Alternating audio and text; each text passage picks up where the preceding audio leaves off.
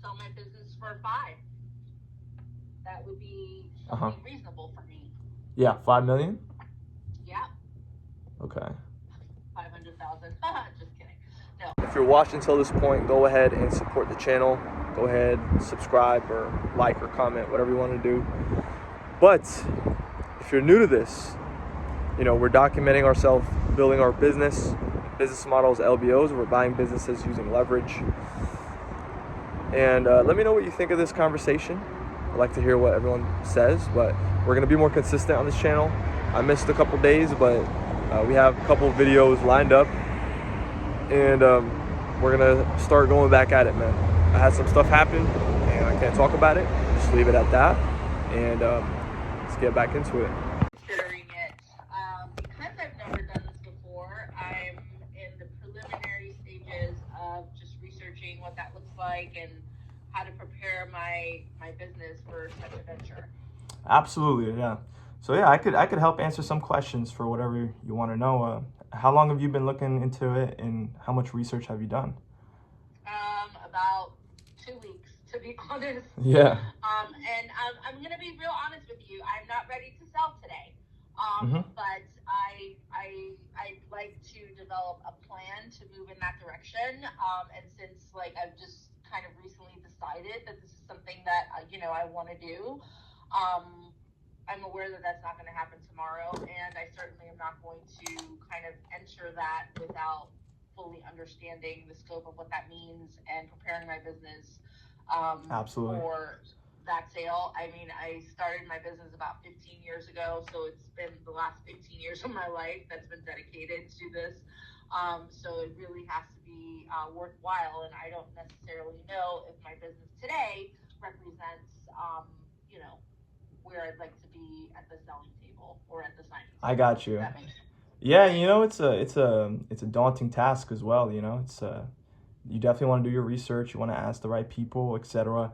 I'm a really good person to talk to about it. What I can tell you is it's not necessarily like a tomorrow kind of process. It could be depending on certain situations, depending on what the business looks like.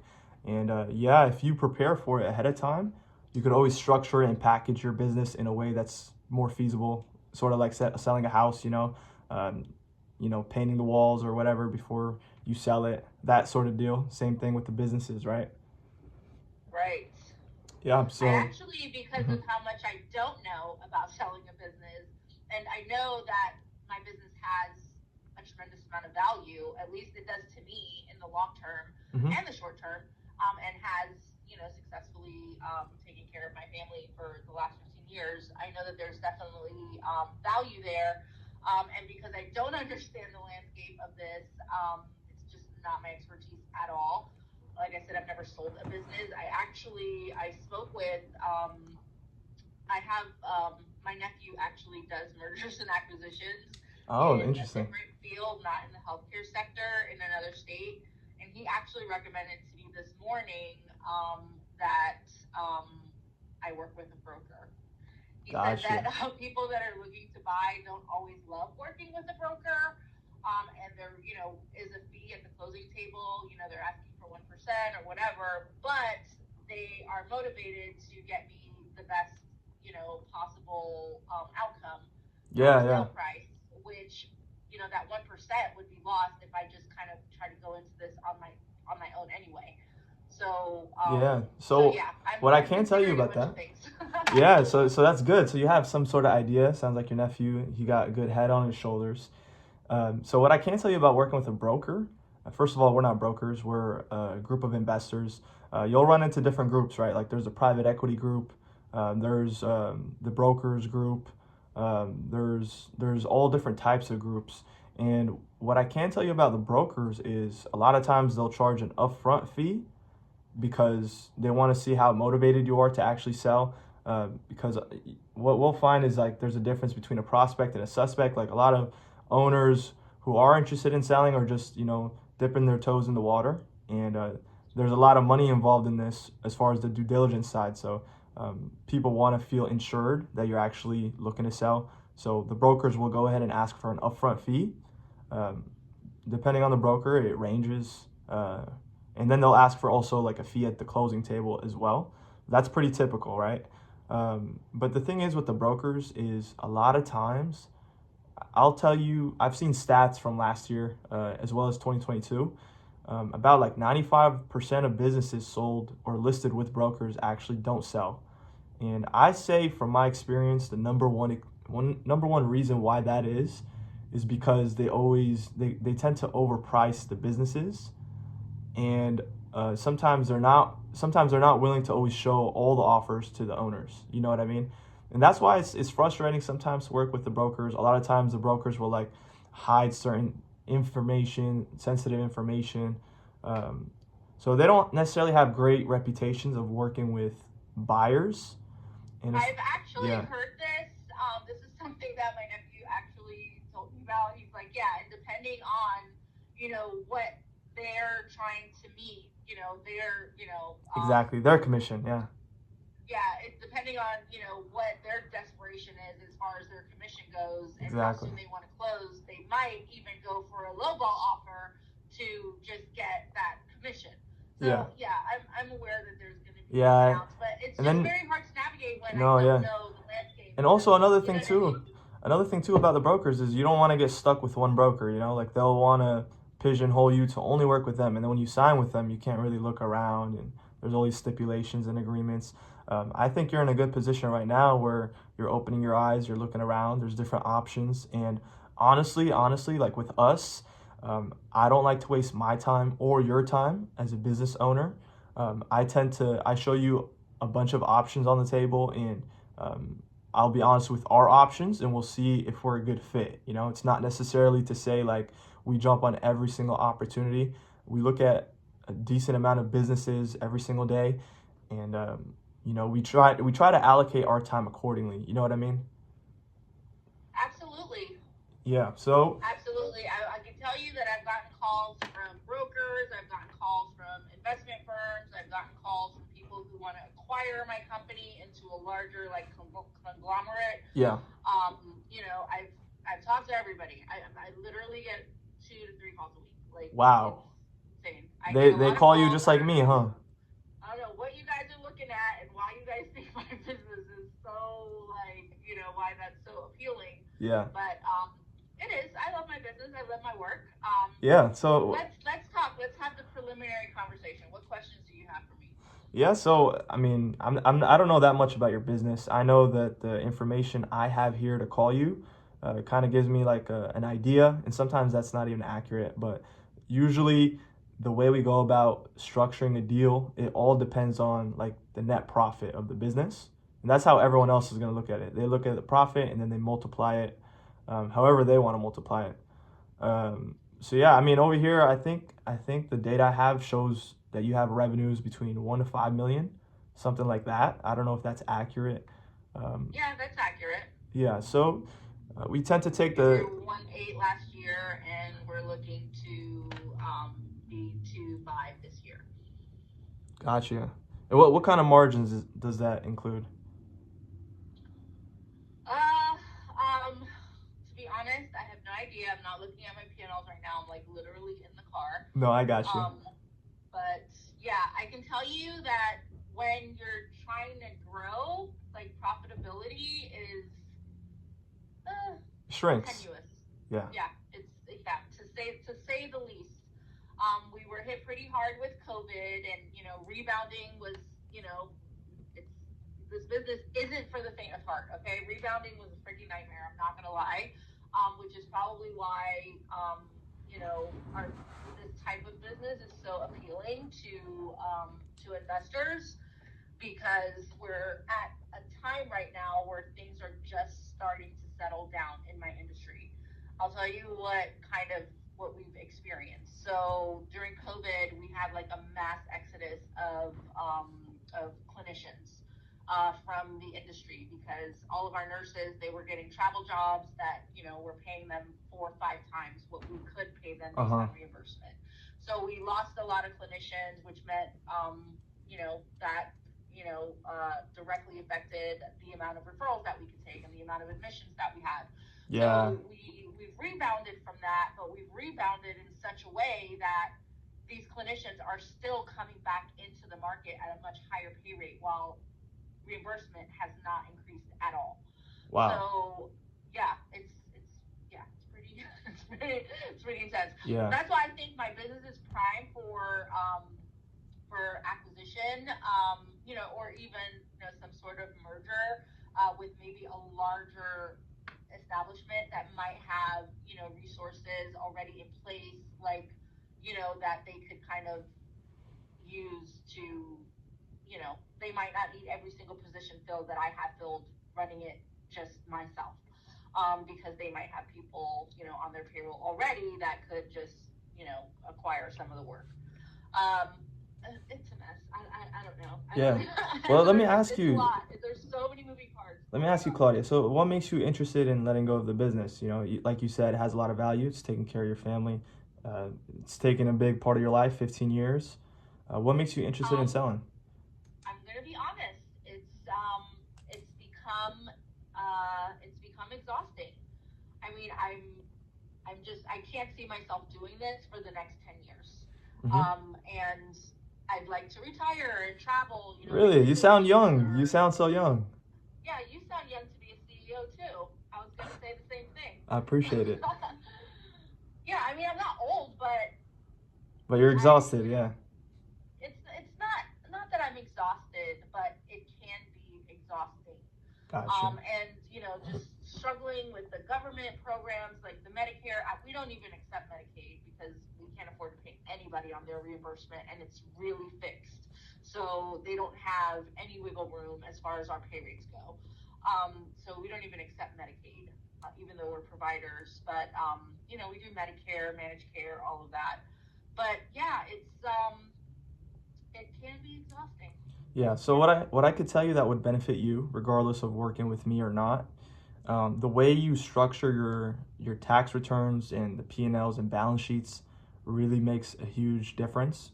Because keep in mind, a lot of these private equity companies, these investors, a lot of them are working with banks and loans. And whenever we show the numbers to the banks are more inclined to give loans whenever the sheets are looking clean. You know what I mean? So it needs to be within about 10% of what the tax returns would look like. I know a lot of people live out of their business, but that tends to be an issue I see a lot with different business owners. They'll show like a loss on the tax returns, and then the P&Ls are like a lot higher, which isn't an issue, right? There's something called add backs, as I'm sure you know, and that can be talked about, but that's just something for you to look into. And another thing as well is like how well operated it is, and like your role in the business, like how much you put in to operate the business moving forward. Like what is your role in the operations? I am an administrator, so I am the administrator of my business. Administrator. Gotcha. So like how many hours a week would you say you do to operate the business? It really just depends on the season or the week. There are times when, I work 10 to 15 hours, and there's times when I work 60 hours. It really just depends on the needs of the business and what's going on. I can tell you over the last 3 months, I've put in a lot more hours than I would in, the last 3 quarters, just because the first quarter of the year is very labor intensive. We're closing out the last year, and we live in a constant state of survey readiness. I don't know how much you know about home health, but we're surveyed every 3 years. Mm-hmm. It's a big deal in our industry. It holds our accreditation. So yeah, instead of, the sky's falling, 3 months before survey comes out, we live in a constant state of survey readiness, which I think is probably why I feel like I could be far more profitable on paper if we weren't living that way, like in a constant state of compliance readiness, in a constant state of survey readiness. I don't inflate, our outcomes. I know a lot of companies in my sector, they do that. We don't have a 5-star rating. I don't believe in 5-star rating. I think everybody in home health that has a 5-star rating that takes managed care, I think they're liar, pants on fires. Because it's it's almost impossible. You can't meet goals on every patient and have a 90%, goal meeting rate if you're not controlling how many visits you get. So, you know what I mean? If somebody breaks their hip and you have a Medicare episode, you might be able to get, 6 weeks of service and get the patient all the way to meeting those goals. Whereas with a managed care provider, they might give you 12 visits and you don't control that. So I don't love that. And we don't strive for that because it's a farce. Sure. I don't know if you understand Medicare 5-star rating as it pertains to home health, but a lot of the big companies, they tout a 5-star rating, and they're taking all these providers, and I can tell you for sure that it is impossible to do that. Yeah, they're not candid. Okay. Yeah, so I understand like a decent amount about the industry, but we do have experts on our board of directors that have been in the industry far longer than I have, over 30 years in all different types of markets. So they tend to come with that type of experience, and they bring that to the table. So let me ask you, so you got a bunch of calls from other groups. Why is it that you didn't go with them yet? Are you still just in the research phase? Because I don't understand the landscape, and I'm not going to just go with someone because they called me. No, absolutely. I understand. All the calls, though, have definitely had my interest percolating because it's something that I know that I will eventually sell my business. And now with, the constant bombardment of calls and interest in my business, it's just kind of triggered me to just kind of enter this world and see what it looks like and what it means to truly prepare my business for such a sale. Yeah. I don't know that I can do it in a year. I don't know if it's going to be a 1 to 2 year thing or 3-year projection. I just don't know what that looks like. Yeah, I'm with you. But just because someone's interested in my business doesn't necessarily mean that I'm going to jump at that either. Yeah, no, I understand, and that's the smart thing to do, right? I do the same. So usually owners, they tend to have a number in mind for what they think would be reasonable or fair. And I know you're going to do more research, but from your point right now, what would you say is a fair number for your business, or you'd consider it or think about it? I would like to sell my business for 5. That would be something reasonable for me. Yeah, $5 million. Yeah. Okay. 500,000. Just kidding. No, 5 million. I see. Yeah, so what I can tell you about the multiples is usually if the profitability of the business is over $1 million, the multiples tend to change. If it's under $1 million, it usually is a bit lower. So within this sector of healthcare, I tend to see anywhere between 1.5 to 3.5 times multiple on the profit if it's under $1 million. If it's over $1 million, it could stretch somewhere between 4, 4.5, maybe a 5. But yeah, if you go with a broker, I guess that's what they would offer you. They would show you that, hey, look, I could get you the moon and back. Sign with me. Right. And then it takes forever, and then the reality starts to hit. Right. These are the multiples, and these are the transition periods, et cetera, et cetera. They tend to be around 6 months, something like that, sometimes less, sometimes more, etc. And they also, depending on the group, depending on how big your business is, they almost always ask for a carryback note or a seller's equity note, which means they want you to still have skin in the game through the transition. So they'll purchase only 80%, for example, and offer for you to hang on to 20, something like that. I don't know how much research you've done, but those are the key factors: is the multiple, how much is the profit, transition periods, and seller carryback notes. Some buyers out there won't do a deal unless you're willing to carry some of the equity.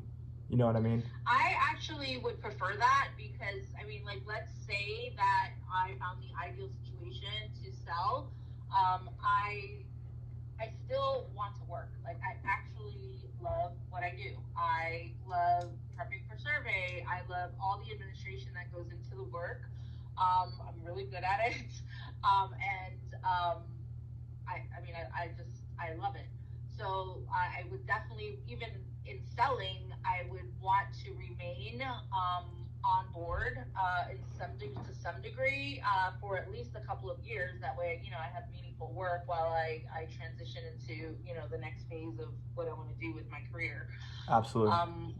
Yeah, so yeah, that ideally I would like to do that. I don't want to sell. I've worked really hard on my business, on developing the team that I have in place, which are, a team of amazing human beings that I'd like for them to maintain their jobs. They're fantastic. I actually, last year, the culture wasn't quite what it needed to be. So, we ended up having to let go of 80% of our administrative team just because they didn't fit the culture that we wanted. They didn't really represent the company the way we wanted.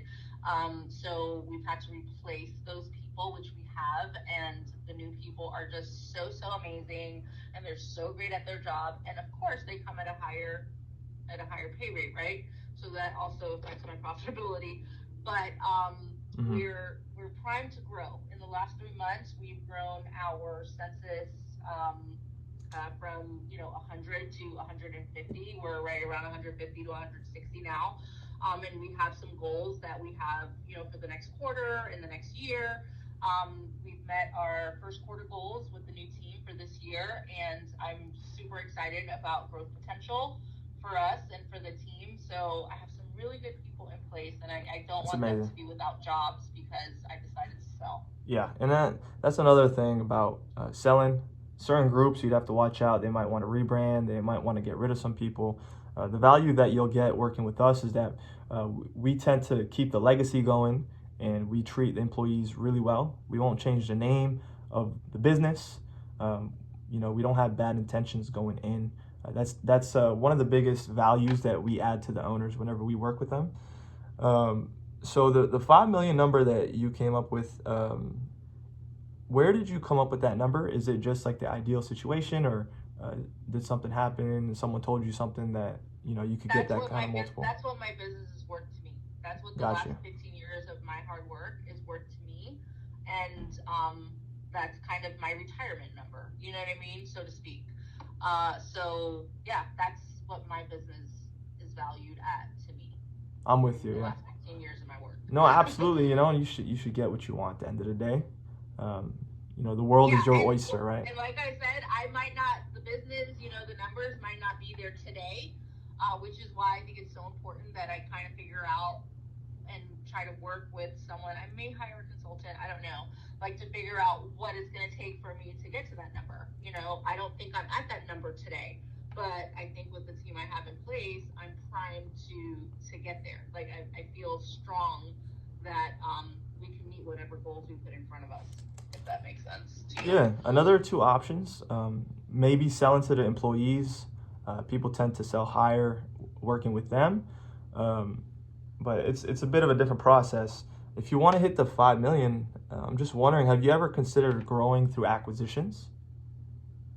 I have. Yeah. So where have you went with that? Where has your mind went when you thought about that?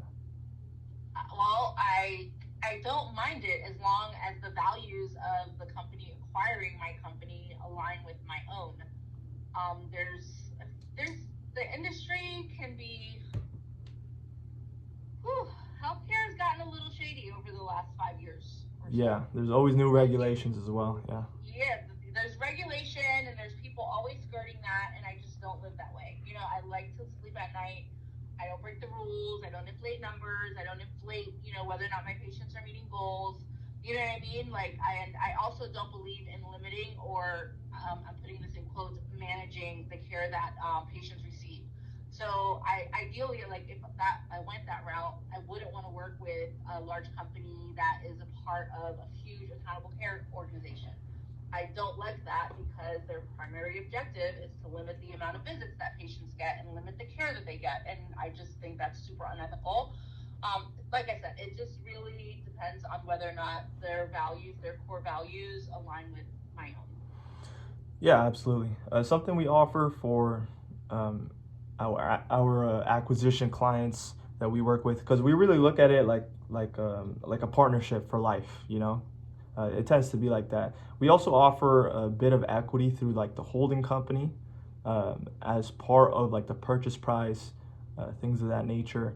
But I'll be honest with you, I think if you're over like the 1 million mark, our group, we'd be somewhere around like a 4 times multiple. Anything underneath a million mark, we tend to be 1.5 to 3.5 times, like I mentioned. But you know, this is my number. If you got any questions, I know you're looking to hire a consultant. If you got questions, just feel free to text me. I'd love to help you through the process. I know it's a daunting task, and it tends to be very stressful. So just feel free. It's so you know? daunting. There's just a lot of moving. It's like I'm in school again. Yeah, I know. Almost. Yeah, it's crazy. Do you know any consultants? Can you like recommend someone? Yeah, I could tap into my network and see. So what kind of consulting are you looking for exactly? Just like an M&A consultant? Yeah, just prepping my business for my like max sale potential. Yeah. Like Yeah. what that looks like in receivables, what that looks like in patient census, what that looks like, you know what I mean? Yeah, All yeah. of that. So Yeah, I I can set got. some goals around my goals. Yeah, absolutely. Let me go ahead and do that. I'm gonna recommend someone. Do you go on LinkedIn often or no? I do. I'm on LinkedIn. Are you calling me from a cell phone? Yeah, this is my cell phone number. Can you like text me those things because I'm driving? Text you the referral you're saying? I can't write anything down. Yeah, if you want to recommend someone, if you can like text me or even just send me their LinkedIn profile. Absolutely. I'm gonna text you my V card so you'll